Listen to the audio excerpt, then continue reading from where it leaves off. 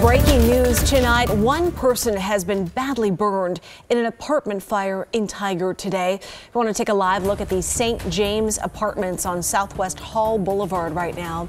We don't have too many details about what happened here. We do know that fire is out right now. One patient was taken to the hospital with severe burns. It appears to have been contained to one of those apartment units.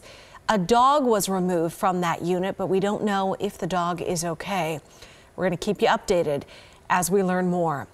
Now to another fire, this one in a Hazeldale strip mall. This is another live look at that scene right now. It got out of control and destroyed at least 3 businesses there today. Several more have some serious damage. Thankfully, no one was hurt. Photojournalist Nick Bieber was on scene as firefighters knocked it down, and he talked to some of those business owners who had to close.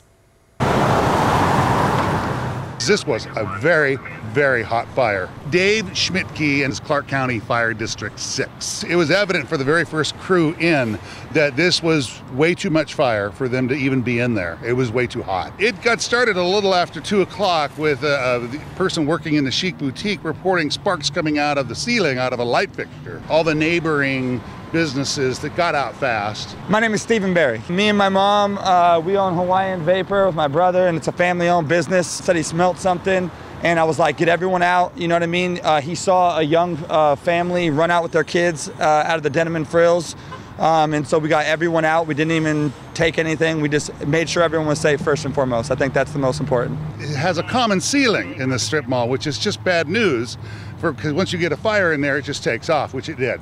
And it's really sad because, I mean, we're friends with everyone that's in here, and even Denim and Frills, and what happened is just, it's quite a shock. There's at least 3 businesses that are heavily damaged by direct fire. I think the rest of them are probably more like smoke damage. I don't think you think you're going to wake up on Saturday and find out that your livelihood and business is just engulfed in flames. Oh man, our thoughts with them. Okay, a cold case for 10 years. A high-power federal prosecutor murdered way back in 2009. It was big news, and there weren't many leads. But tonight, Portland police have announced they have arrested her killer. This man, Christopher Williamson, who's 28 now, was only 19 when the murder happened.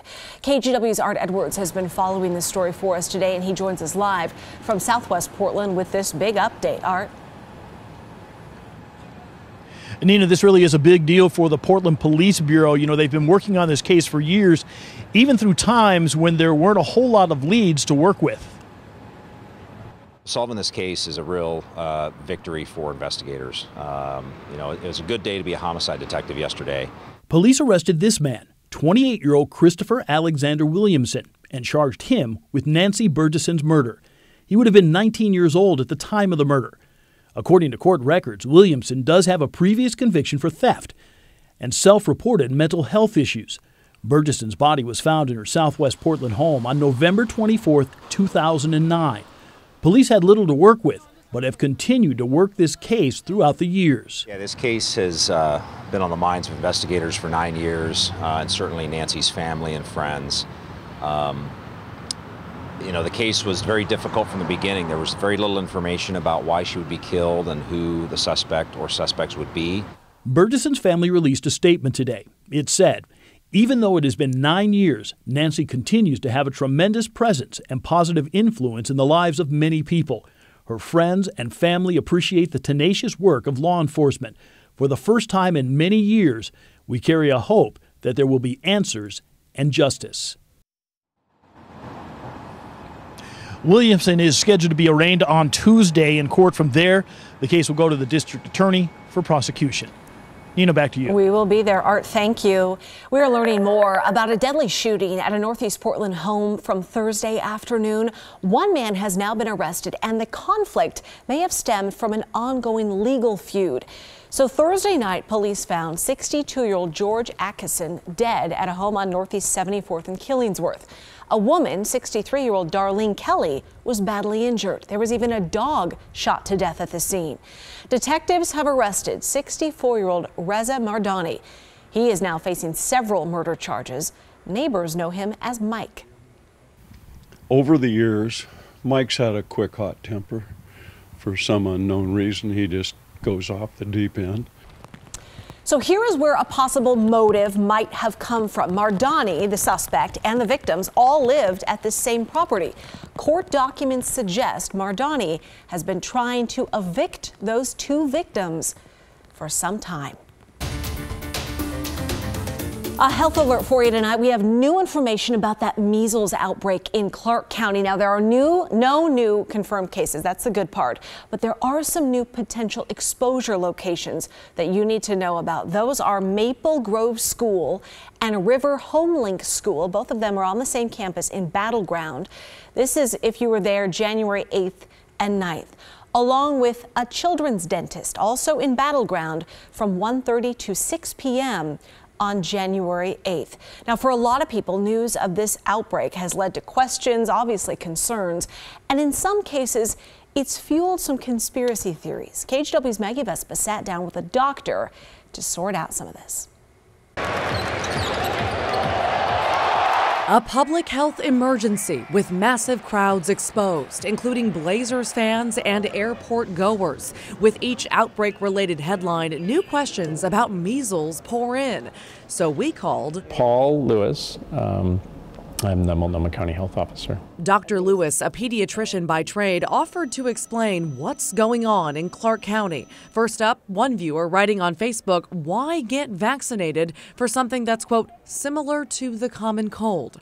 That description is false. It's a miserable illness and can have serious and even fatal consequences. Dr. Lewis elaborated. It's much worse than the average illness, high fever, aches and pains, headaches, complicated by things like earaches and pneumonia, and unfortunately by brain infection and brain damage. Other questions surround the possible exposures at the January 11th Trailblazers game, at the Portland International Airport on January 7th, and other places. People asking, did you have to come into close contact with the contagious person to get infected? Dr. Lewis says no. It can linger in the airspace of a room even after the person's left it. People argue about the time, but it's at least 30 minutes. That in mind, can someone who is vaccinated still be a carrier of the measles? Again, Dr. Lewis says no. If you're immune, you're not going to carry it and give it to somebody else. And finally, there are the fears about the vaccine itself. On social media, we've seen a firestorm of posts claiming it's harmful or deadly, or that it even caused the outbreak.